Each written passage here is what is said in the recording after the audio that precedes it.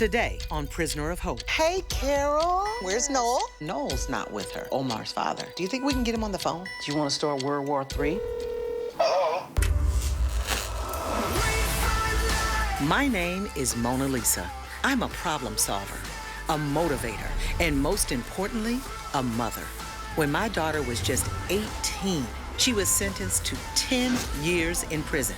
It nearly destroyed our entire family, but we persevered. And now I'm on a mission to help other families going through this nightmare by bringing them out of the darkness and into the light. This is Prisoner of Hope. Over 600,000 people will be released from prison this year in the United States, but 77% of them won't make it in free society and will be reincarcerated within 5 years. Carol Robertson and Noel Samuels don't want that to happen to their son Omar, who is expected to return home soon after serving 18 years in a Southern California prison. So, I've invited them into my home to help ensure that this process is a successful one.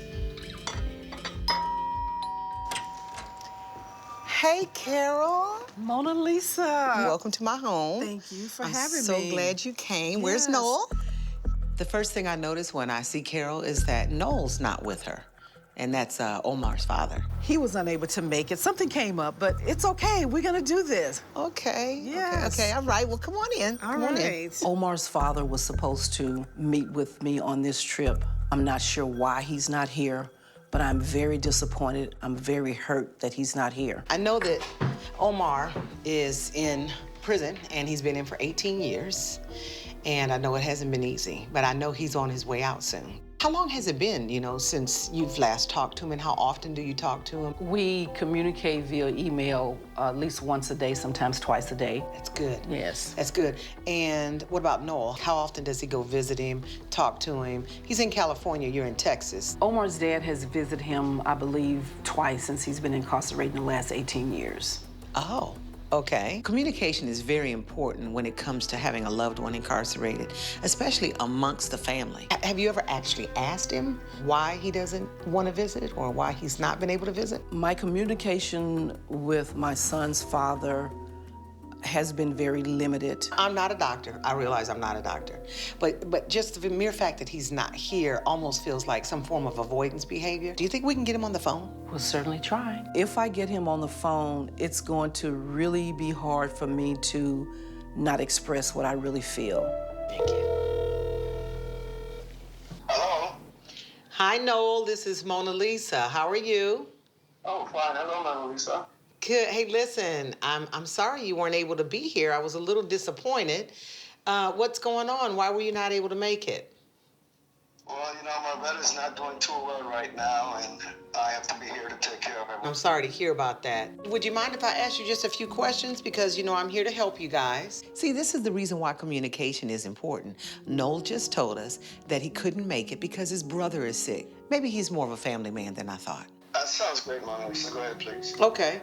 So tell me a little bit about your relationship with your son. He's in California. You're in California. How much time you've seen him and... Well, most of our time lately has been on the phone because I had a bad episode a couple years back when I went to visit them and they were in lockdown. And it kind of traumatized me, so I've not been able to go back to see him in prison, but we do communicate. He calls. Noel just explained to us why he doesn't go see his son that often. It's because he had a traumatic experience during one of his prior visits. I've actually been, at the prison before to see my daughter as well. And, some things have happened where the whole prison would have to go on lockdown, and I cannot pretend that it wasn't traumatic. I'll have to give Carol the credit for being there for him because she's the one that goes to prison quite often to see him. She's the one that's really is giving him 110%. That is so good for you to say. She's sitting here crying. I didn't realize the impact that it had on him. He never discussed that with me. 18 years is a long time to be without my child. The choice that he made in the end was his choice. I wish I was on this trip today so that we could have been sitting side by side to discuss this matter. Noel, I'm really sorry that you couldn't make it. But what I'm going to do is work extremely hard with Carol. And then maybe you guys can communicate that together and we'll continue on our journey of healing. Does that work for you? Thank you. All right, bye-bye. Wow, that was interesting. I didn't realize that the incident had that big of an impact on him emotionally. I did not know that. What I just heard was a person who was very transparent and honest about the fact that trauma was something he could not handle. So tell me a little bit more about what are you going through? How are you handling this? This planning for him to come home has really been going on for some years, to the point where it has consumed my life. Anxiety, sleepless nights, I have high blood pressure, and I did have a stroke. I got something I want to show you, okay? Okay. I want you to come here because I want to show you something. I prepped this room, which at one point was completely empty. There was nothing in here. I'm ready for your daughter to come home. This is my daughter's room now. I want you to think about manifestation, positive thought thinking. Whatever you think about, you will bring about. I'm a firm believer of that. And I want you to start believing that as well. And keep planning. Keep planning. Keep prepping. Thank you for that. You're welcome. Each year, roughly 2.3 million families in the United States will go from tucking their adult children in at night to visiting them behind bars. Carol is now a victim to that statistic. And most of what she's going through, I can help her with, except her anxiety. So, I'm having her meet with licensed psychotherapist Mayumi McKinley. Carol, I brought you here today because I want you to meet Mayumi. Mayumi is a therapist. I think that anxiety has gotten to the point where it might need a clinical viewing. And so that's why I really want you two to talk. The way I was raised is that when you have problems, you go talk to the pastor. Now I'm going to be talking to a therapist, and I just don't know what to expect. So let me talk a little bit about what anxiety is from the start, because a lot of people, we use that word loosely. And what anxiety usually is stemmed around is the fear of the unknown. I had planned, I saved for his college education. The house with the white picket fence, the kids, grandkids. And just something I always wanted was to have grandkids. And I realized that it's not too late now, but those are the things that I wanted for him. Even 18 years later, I still question myself.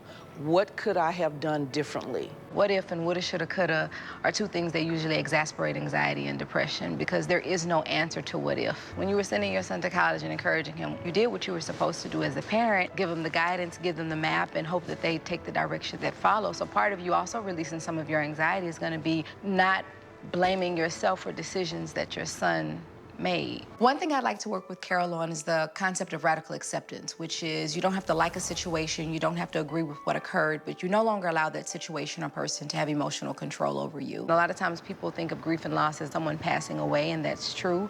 But what happened for you was when your son went to prison, there was a grief and loss process around the hopes and dreams that you had for him. If you continue trying to correct the past and the present, you're gonna miss out on the opportunity to connect with your son now. I'm here in Dallas.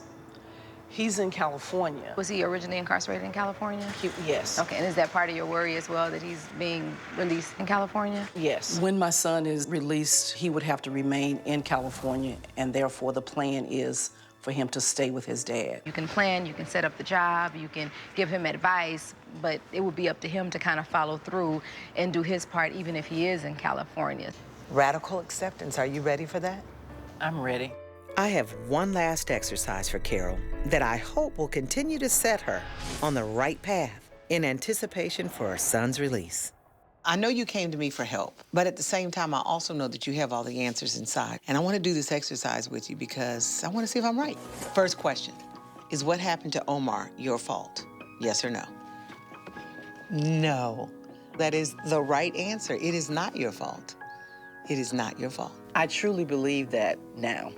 Does Omar have to move in with his father when he's released? No. Now, I don't understand. How can you say no? He's being released in California, but there's this thing called Interstate Compact where you can actually apply for him to be moved straight from California to you. Are you telling me that my son can actually move to Dallas, Texas? I am. It's unbelievable. This is my last question. Are you ready? Yes. Okay. Are you gonna be okay, Carol? Yes or no? Yes. Yes. Mona Lisa, I am absolutely going to be okay. And I have you to thank for that. When I started this journey, I felt that I was totally responsible for my sons being incarcerated. I don't feel that anymore. Thank you, Carol. Thank you so much for participating.